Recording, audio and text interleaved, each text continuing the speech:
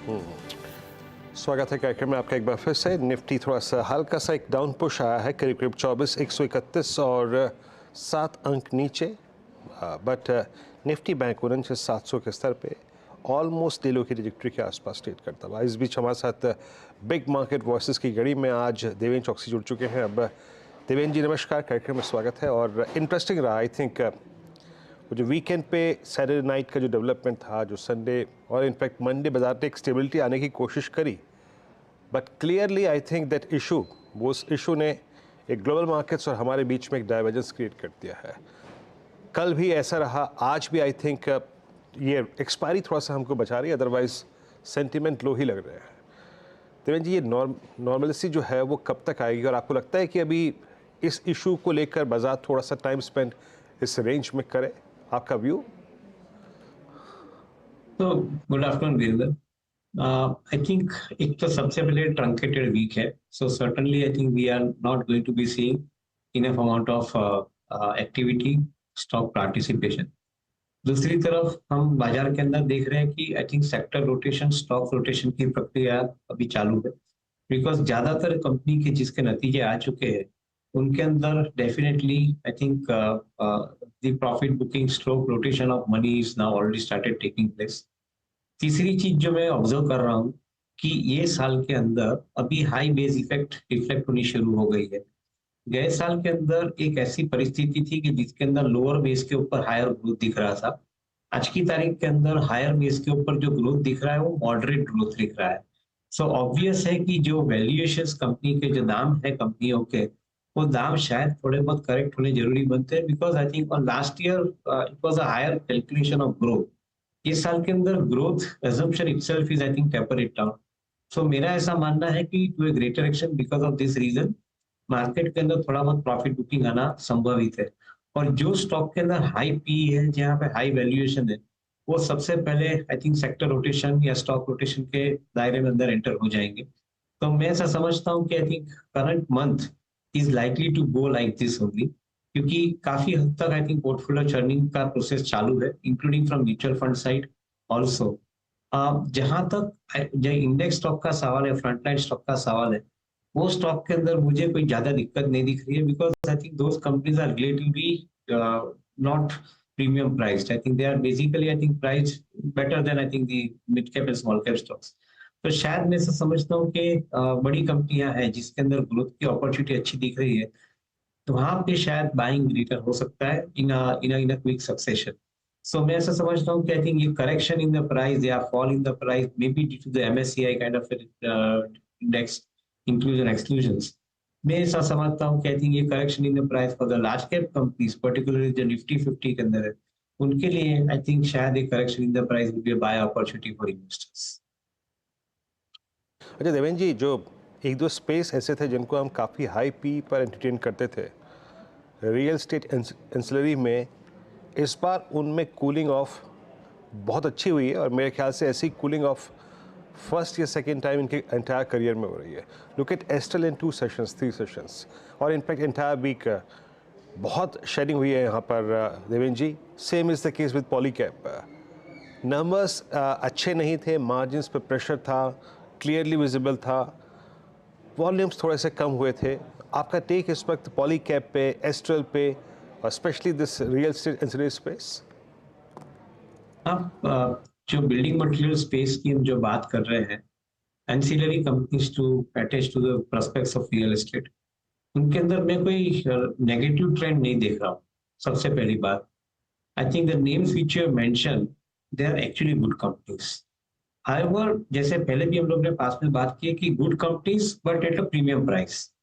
ये premium price की जो इम्पैक्ट है वो करेक्शन होने जरूरी बनती है, because those investors stroke traders जिन्होंने कंपनी के अंदर बेस्ड ऑन द नैरेटिव जिन्होंने स्टॉक बाई किए, जिन्होंने कंपनी के फंडामेंटल को ध्यान में नहीं रखा है और खाली नैरेटिव के अंदर स्टॉक बाई किए, वहां पे उनको शायद थोड़ी तकलीफ आ सकती है, because I think they will find themselves on the wrong side of the stock price.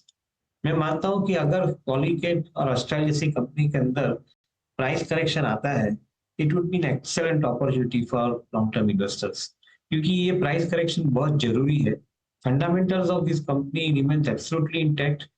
correction in the price would bring good amount of investors into the company once again afresh, and that is where I think I would like to put my money behind it. एक अच्छा correction के बाद I think again these companies could be probably relooked at from the investment point of view. Veeru mention कर रहे थे देवेन कि कुछ ऐसी कंपनियां जिसके हाई पीस को हमने काफ़ी एंटरटेन किया है, उसमें रियल एस्टेट की तो बात आप कर ही रहे हैं, लेकिन डिफेंस कंपनियां भी शामिल होती हैं और आपकी रेलवे कंपनियां भी शामिल होती हैं। कंसिडरिंग कुछ स्टॉक्स में करेक्शन देखने को मिला है, आपका रुझान क्या रहेगा? क्या कुछ और करेक्ट होती हुई दिखाई दे सकता है ये pocket, specially on the defence side? क्योंकि results has been largely a mixed bag. कुछ देर पहले हमने मस्गांव के नंबर्स देखे, अच्छे थे, हाल का परफॉर्मेंस ओके था, लेकिन पिछले हफ्ते बीडीएल ने बहुत निराश किया, Garden Reach was okay, nothing great to write home about. आपकी अप्रोच क्या रहेगी? या Harshada, actually speaking I think यहाँ पे जो मार्केट के अंदर जो अभी करंट पार्टिसिपेंट्स हैं, they are a bunch of impatient investors stroke traders जो आई थिंक मार्केट के मोमेंटम के साथ में जुड़े हुए हैं। They are not here for long term investment. So quite obvious है कि ये कंपनी के जो दाम बड़े हैं, जो कंपनी की हम बात कर रहे हैं, डिफेंस की बात कर रहे हैं, रेलवेज की बात कर रहे हैं, कैपिटल गुड्स की बात कर रहे हैं, companies which are connected with building material segment उसकी बात कर रहे हैं। ये जो बिजनेस के अंदर हम लोग आगे का प्रक्रिया देख रहे हैं, उसके अंदर ये कंपनी के बिजनेस को कोई हिसाब से मैं नेगेटिव नहीं गिनता हूँ। मैं समझता हूँ कि business visibility is also equally powerful. Only question जो हमने पास में भी बहुत टाइम डिस्कस किया है इज ऑन वैल्यूएशन। अगर आप कोई अच्छी कंपनी को बहुत प्रीमियम वैल्यूएशन दोगे तो डेफिनेटली आई थिंक उसके ऊपर आपका ग्रोथ का एक्सपेक्टेशन बढ़ जाएगा, and growth can not happen because market is given a premium valuation. एक 11-11.5% का सपोज नॉमिनल जीडीपी ग्रोथ आता है, रियल एस्टेट करीबन 15% से 17% के बीच में बढ़ता है। अगर उसके साथ में जो जुड़ी कंपनियां हैं वो शायद सपोज 20% से बढ़ती है, अगर आप वो कंपनी को 60 का पी दोगे तो that means your assumption is that this company is going to double the money in less than 1.5 year time, which is not the reality. ये 3 साल में होने वाला है पैसा डबल, प्रॉफिट का बेस 3 साल में बढ़ने वाला है because of 20% growth kind of. So मैं ऐसा समझता हूँ कि आई थिंक ये करेक्शन बहुत इंपरेटिव है, जरूरी है हेल्दी मार्केट के लिए। मे बी जो इम्पेशेंट लोग हैं वो मार्केट में से अपना माल छोड़ देंगे, एंड जो पेशेंट इन्वेस्टर है उसके वहाँ आई थिंक एक अपॉर्चुनिटी बनेगी इन्वेस्टमेंट करने के लिए। So I think one should welcome this kind of a price correction in the market. इस बीच अनुज को एक काम था वैसे काम के लिए अनुज कहते हैं, अनुज आप जल्दी आ गए। नहीं वीरू, असल में इंडेक्स क्या है, में ना मेरे को मैं सोचे कहाँ छोड़ गए होंगे आप। मुझे फीलिंग आ रही थी कि इससे बेटर टाइम नहीं मिलेगा वो काम निपटाने का, और मैं वो निपटा के आ गया। और जहाँ पर मैं छोड़ के गया था निफ्टी और बैंक निफ्टी को, वहाँ से आपने और हर्षदा ने इसको एक पॉइंट भी नहीं वहीं का वहीं पर निफ्टी और बैंक निफ्टी बहुत ज़्यादा आज एकदम टिपिकल एक्सपायरी वाला दिन है। चलिए एक काम करते हैं। Deven good afternoon.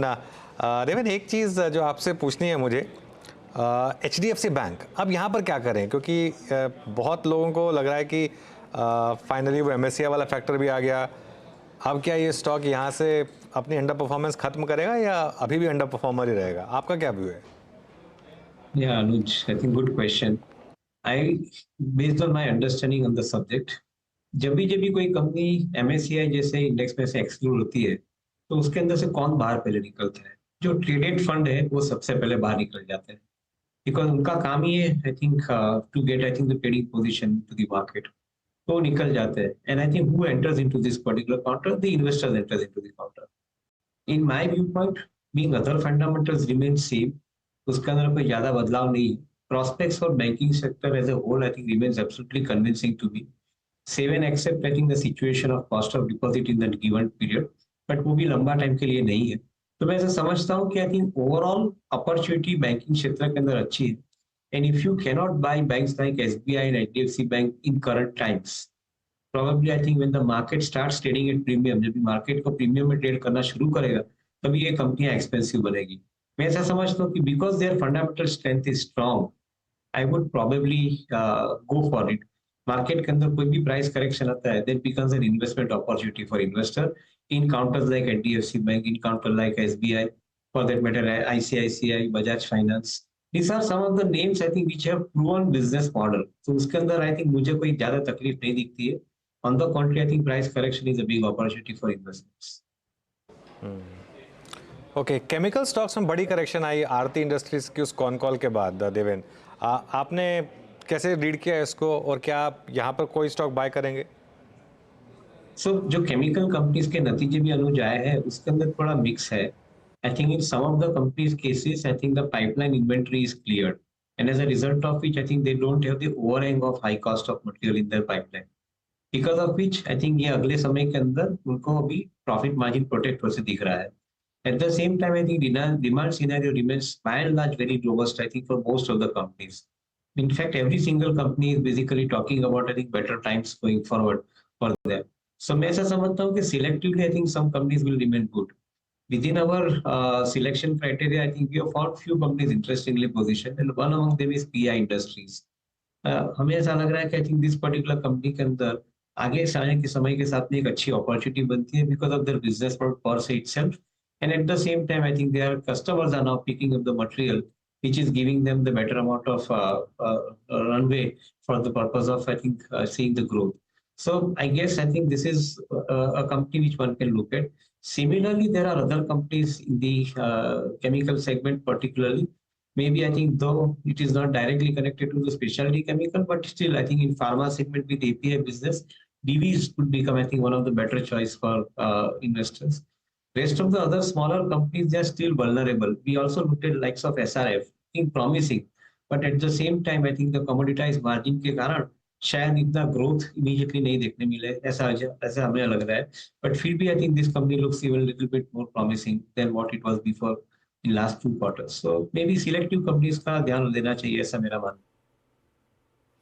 देवेन, कोई विचार आपके रिसेंट लिस्टिंग्स पर?